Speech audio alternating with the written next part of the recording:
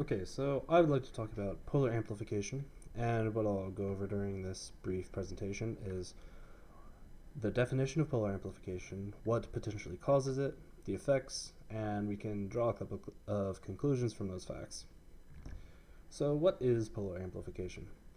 Polar amplification, simply stated, says that changes in solar radiation absorption near the poles are affected more heavily than that of planetary averages.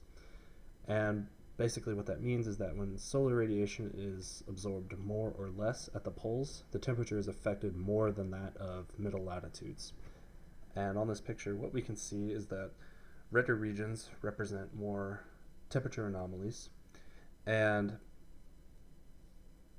the redder regions are typically concentrated at the poles where polar amplification takes place. So what causes polar amplification?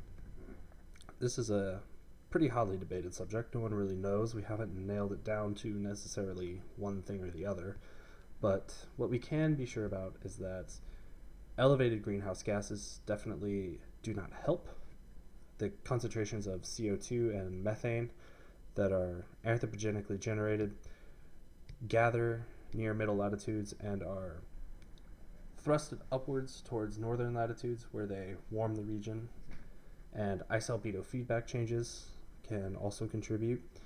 What ice albedo feedback is essentially a effect that when the albedo of a region changes one way or the other, the temperature will continue to change in kind of a snowball effect. So if ice or snow melt, then it will lower albedo and raise the temperature even more, continuing to melt more ice and snow. And the opposite is also true. When more snow falls, then the albedo is raised, and that will continue to lower the temperature. Black carbon or soot can also affect the albedo of the region, as in the Arctic it typically deposits on the surface rather than staying in the atmospheric column. Aerosol concentration differences in cloud cover, or water vapor changes can also contribute. However, I found no real data to support either of these claims, but they are hypothesized to potentially cause polar amplification. So what are the effects?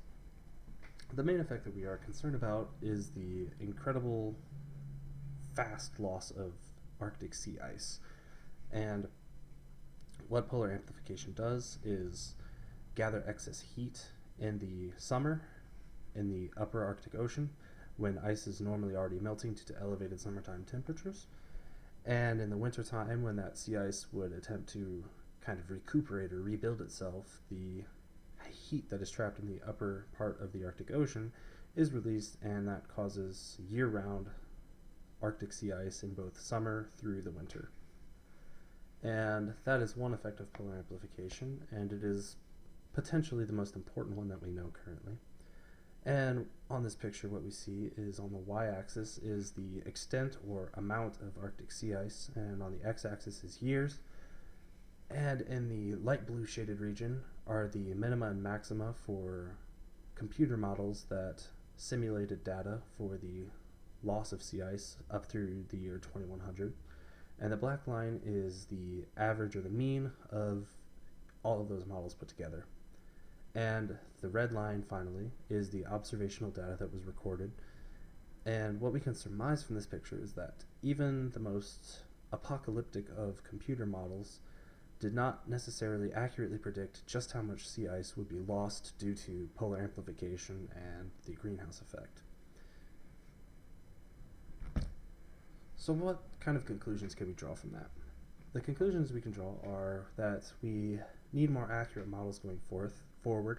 However, this is difficult as there's a lot of variability in climate and weather patterns, so trying to account for all of those is very difficult, and that we need to mitigate the loss of Arctic sea ice.